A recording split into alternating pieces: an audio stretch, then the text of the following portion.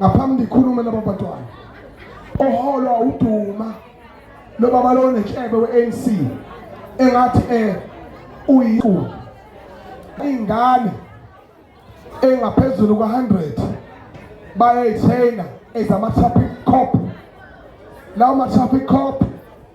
icontract yawo be3 years. U3 years wabo wasuka lapho u2 years betrain bengaqedi base beyadeploy wathiwa hayi mhlawumbe mangabe uthi usenkandla nje kona ngithi uyotshingwa eJozini mawuyiphoyisa akufuneki utholakala uhamba ngepublic transport neuniform bathenga imoto bathatha imindeni yabo bayohlala kulezo ndawo oseThekwini aphoswe emzimkhulu uphoswa koMaritzburg. Into enjalo eyenzekile kunephoyisa elingasekho manje emhlabeni elishonile libulawa idepression. Ikhalazo engibhekene nazo lezo ezenziwe eminyangweni wakwa transport kwaZulu Natal kwa traffic cop zaxoshwa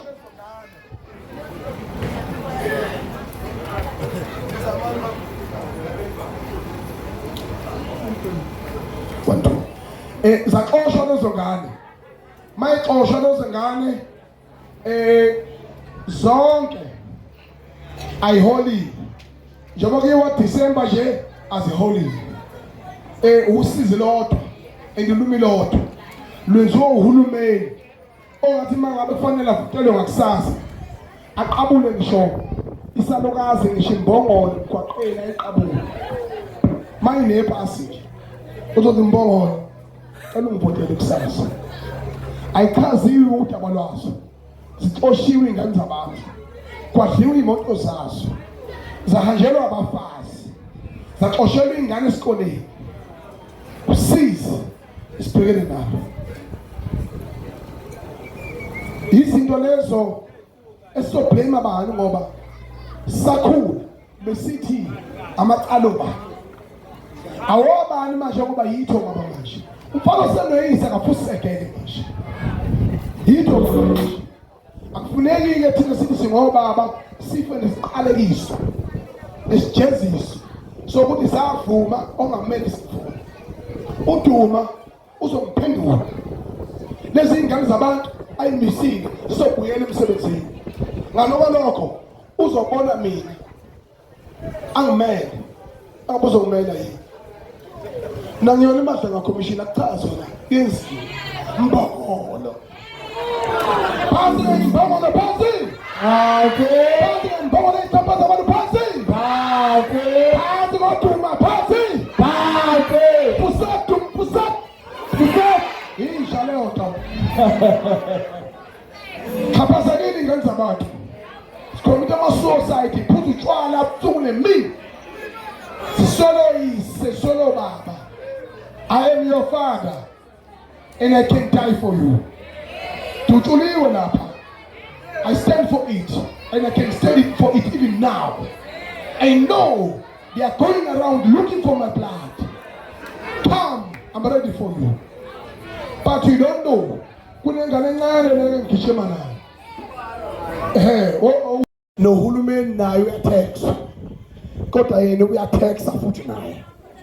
Bese ilidla leyo mali. Kulelizwe incane lento niyibonayo kuthiwa uMadlanga Commission or head of committee ama talk shows lawo indawo imbizo zamasele bizana ndawonye ebukana emehlweni ecifela lamehlo kulezi imbizo ethi wangiceba nami ngiyaceba elinyisela lahambe lohlala ku-TV libuka elinyisela ukuthi maye wathi nami ngizofika ngithi bese kwenziwa sengathi konke kusobala hawu konke ngivela ku-TV simbonile ngingisa hawu simbonile ejuluka kusho isisha siqamba amanga sayingazi ukuthi one day ngizwe umculo uyofika engesabi lutho ngisho amagama engakhuluma manje ngizowamela sho ngafa khona manje I don't care kodwa ngiyazi ukuthi uNkulunkulu wathi mayudala umhlaba wawusekela ngeqiniso amanga ebuka phezulu komhlaba sakhala manje ngithi kanza kwethu amandiya aseqhaphaze kakhulu eqhaphaza abantu abamnyama sekuyisikhathi sokuthi sikulungise lokho kodwa sikulungise ngephi asikulungise ngomtapo asikulungise ngani ngibiza imbiza especial yabasebenzi ezizathwini ezimbili yokuzothola izikhalo zabasebenzi ukuthi abeze phambili bebeke izikhalo zabo enkampanini abaxhaphaza ngazona ngamandiya ephethwe ngamandiya kodwa sithe siza la siza sesiphethe okungcono hayi okuhle okungcono okuqhamuka ePalm Stationery la bexoshwe khona abasebenza abo-32 abanye beyitoho abanye bepermanent abanye babizelwe ekomidini lokuqondiswa kwegwegwe phecelezi disciplinary hearing saphi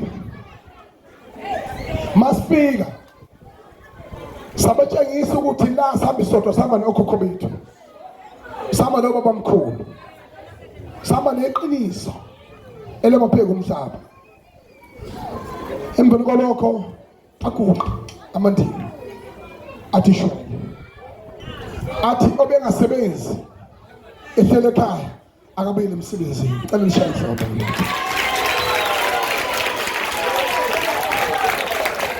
uhafu walaba abawu-30 abangene bebe permanent ngokuphelele anishaye ihlombe akade bebhalelwe izincwadi kuthiwe bamisiwe babizelwe emaqondini oqondiswa igwegwe sebezoqondiswa igwegwe ngomlomo ngoba bebelelwa amalungelo abo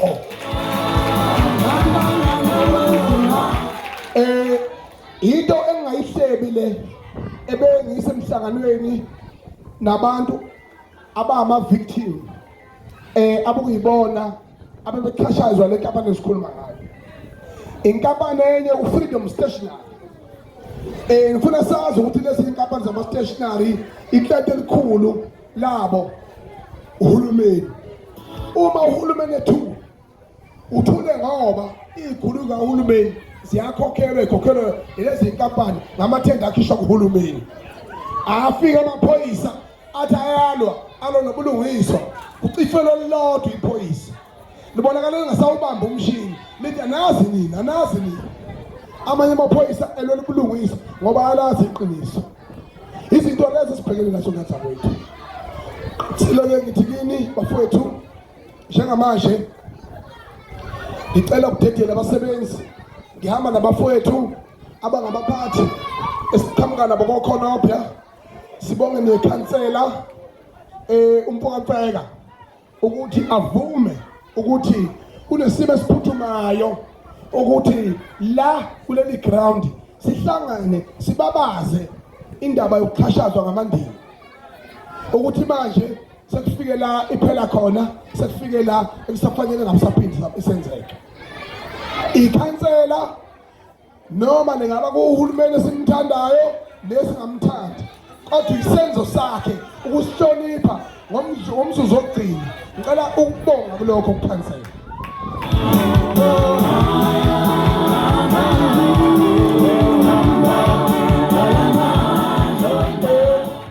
ngoba la simele iqiniso sipolitiki la sikhuluma iqiniso lento engiyikhulumayo iyiqiniso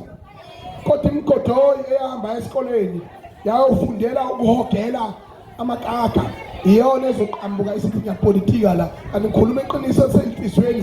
zabantu bethu kubafowethu nakubazali bethu ngicela ke izingane zami ezisenkingeni zonke efisa ukukhuluma nawe mfowethu kube khona njengoba usiphathele uhlelo ungomunye wofakazi bokuthi uhambo lethu libe luhle ePalm Stationery naye okuhle asikuncome sikubonge bese kuthi okube sikugxeke bese kuthi lokho kungalusekile akulunge and kuzolunga khona manje futhi siyakhala manje.